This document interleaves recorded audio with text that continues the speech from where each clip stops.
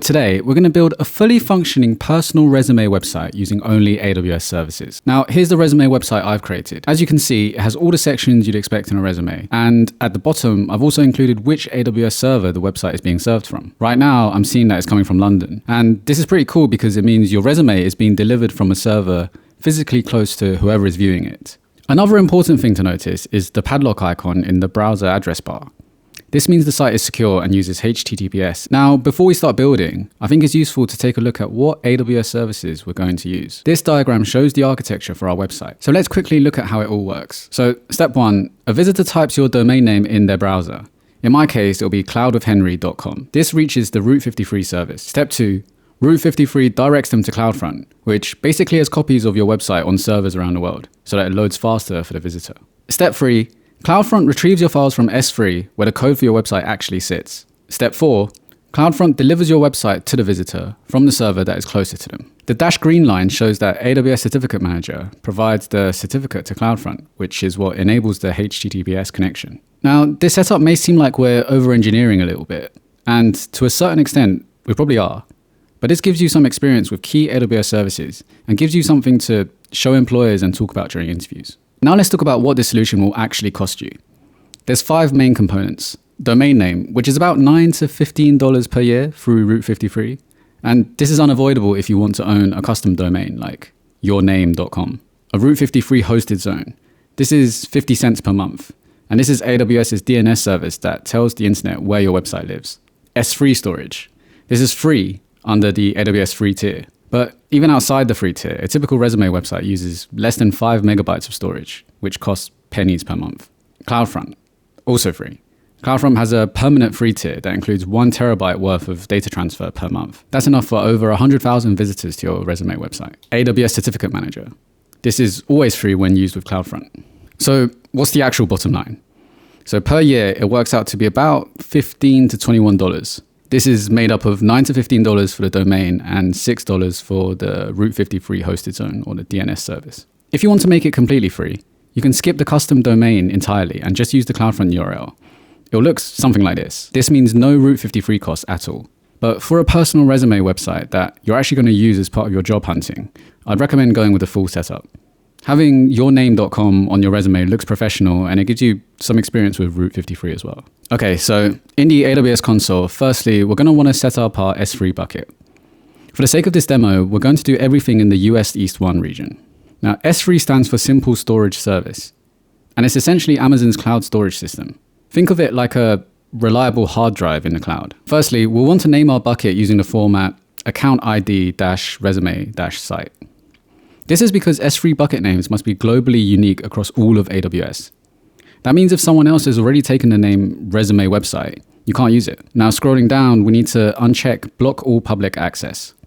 By default, AWS makes everything private for security reasons, which makes sense if you're storing sensitive data. You don't want it publicly available on the internet. But since we're creating a public website, we need to make our bucket accessible to the world. For versioning, we'll select disable. Versioning keeps a copy of every change you make to your files. And this is great for important business data, but I think it's a bit overkill for a simple resume site. It also increases your storage costs, so we'll keep it off for now. For encryption, we'll keep the default Amazon S3 managed keys. This encrypts your files when they're stored in S3, which is good security practice. And it's completely managed by AWS for free. Now we want to click on Create Bucket. After creating a bucket, we need to enable static website hosting. This tells S3 that these files should be served as a website rather than just stored files. So click on your bucket, go into Properties, then scroll to the bottom. For the index document, we'll specify index.html. This is the default page that loads when someone visits your site. For the error document, we can also use index.html for simplicity. This means if someone tries to access a page that doesn't exist, they'll just see your resume instead of an error message. Next, we need to add a bucket policy. A bucket policy is a set of rules written in JSON that tells S3 who can access your bucket and what actions they can perform. Think of it as the security system for your bucket that controls who can enter and what they can do when they're inside. Now, by default, all files in S3 are private. To make our website viewable by everyone on the internet, we need to create a policy that allows public read access. So go to the permissions tab of the S3 bucket you just created. Scroll down to the bucket policy, and here's the policy we'll add. you'll want to change account ID and replace that with your actual account ID. This basically allows anyone to perform the S3 get object action in our S3 bucket. AKA, anyone can read all files in our bucket, which is exactly what we want for a public website. Now we'll go back to the Objects tab and upload our HTML and CSS files. These two files work together to create our resume website.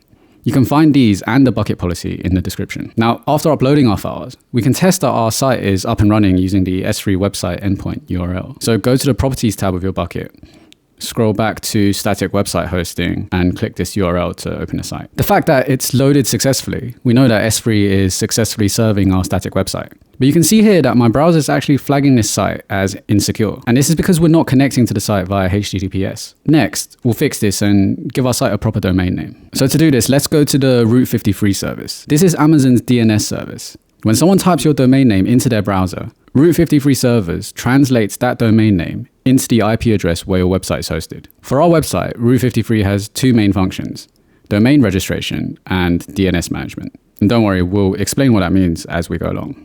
So let's start by registering a domain. We'll click on register domain and search for our desired domain name. Bear in mind that the domain extension you choose, like .com for example, will affect the price. After selecting our domain, we'll fill out the contact information. Now, I strongly recommend enabling privacy protection, which hides your personal information from public searches. After that's done, the domain registration process can take a few hours to complete, but it's usually quite fast. AWS will handle the whole process for you and you'll receive an email when it's ready. So in the request section, the status should show as successful once the domain is registered. And once our domain is registered, Route 53 automatically creates a hosted zone, which we can see here. And think of a hosted zone like your domain's own personal phone book. For example, your hosted zone might say, when someone asks for yourname.com, send them to this IP address. Or when someone needs to send an email to your domain, here's where the mail server is. It's just a collection of these simple instructions all kept in one place on AWS. Bear in mind that each hosted zone has a charge of 50 cents per month. As part of our domain, the hosted zone comes with two pre-configured record sets, an NS or name server record, and an SOA or start of authority record. These records are really important. They connect your domain registration to the DNS servers that will answer queries about your domain. You should never delete these records unless you're moving to a different DNS provider. We'll come back to these a bit later, but for now, we need to set up our certificate to enable HTTPS connection. So we want to go to the Certificate Manager service to request an SSL certificate for our domain. This lets visitors connect to our website via HTTPS. You might be wondering, why is HTTPS even important? And there's a few reasons. Firstly, it protects visitor data from being intercepted. And secondly, browsers warn users about non-HTTPS sites, marking them as not secure. So from a practical perspective, it gives your website a bit of a bad look. Now, to enable HTTPS, we need to create an SSL certificate. So let's start by requesting the certificate. Choose Request a Public Certificate and click Next. Enter your domain information. Type in your domain. In my case, it's cloudwithhenry.com. Now you want to add another name to this certificate and add the wildcard.yourname.com. So this covers www.yourname.com and all of the subdomains. For validation method, choose DNS validation. And for the key algorithm, keep the default. Click Request. Now, after requesting the certificate, you need to prove that you own the domain. On the certificate details page, you'll see a pending validation status. So you want to click on your certificate ID and then click on Create Records in Route 53. Then click on Create Records. So what's happening here is that AWS is checking that you really own the domain name by asking you to place a specific record in your DNS. Since you're using Route 53, which is also an AWS service, AWS can add this validation record automatically for you. The record is basically saying, yes, I control this domain and I approve this certificate request. Now, we want to wait a few minutes for the certificate status to change to issued before continuing. Okay, now that it's issued, let's go to the CloudFront service. CloudFront is Amazon's content delivery network, or CDN. But what does that actually mean? So imagine if you had one server in New York hosting your resume site. When someone from London visits your site, their computer has to download all the files from that server in New York. And that's a lot of distance for your data to travel, which means slower loading times. CloudFront solves this problem by creating copies of your website and storing them in data centers all over the world. So when someone visits your site, they're getting the files from a location that's much closer to them. For example, a visitor from Tokyo will get served from an Asian data center, while someone from London gets served from a European one. So now let's create our distribution. Under Origin, select your S3 bucket website endpoint. Make sure you select the website endpoint rather than the bucket itself. For the origin path, we'll leave empty. For the name, we'll keep it as the default name. Now, under default cache behavior, we'll leave the compress objects automatically as yes. For the viewer protocol policy, we want to select redirect HTTP to HTTPS. This ensures that all visitors are using the secure version of your site. For the allowed HTTP methods, we want to keep it as get and head. These are the only methods that are needed for viewing a static site. Now scroll down to Web Application Firewall, or WAF. Now I'm disabling this mainly for cost reasons. It's not included in the free tier and there's limited security benefits for static sites. Now under settings, we want to add the domain name we created in Route 53. So under the alternate domain name section, click on add item and then add your root domain and then also the www.subdomain. Under the custom SSL certificate, we want to choose the certificate that we just created. This will enable HTTPS connection, as we've mentioned before. And for the default root objects, we'll put index.html. Now click on create distribution.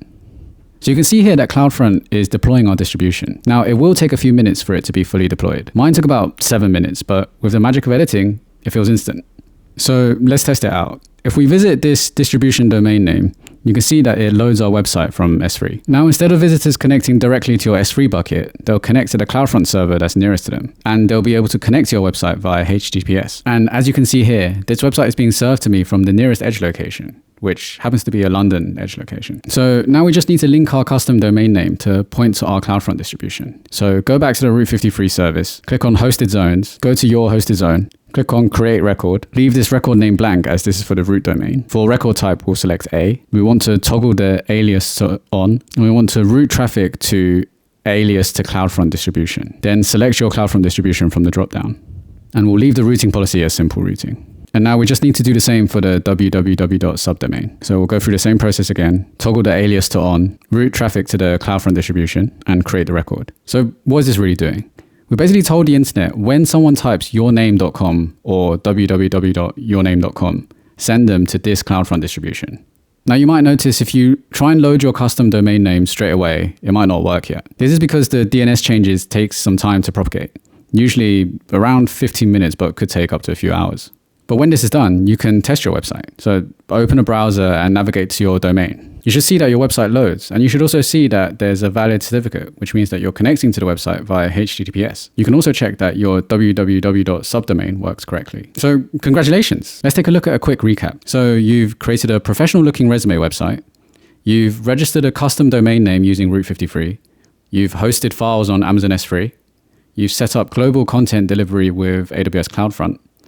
You've configured DNS with Route 53, and you've secured your site with an SSL certificate. Now, this goes without saying, but remember to delete all of the resources on AWS if you no longer want your resume website up and running. As a challenge, you could try and recreate all of this infrastructure using infrastructure as code tools like CloudFormation or Terraform. This is probably what would be expected of you in a real job, so it's definitely worth learning. But for now, congrats, and I'll see you in the next video.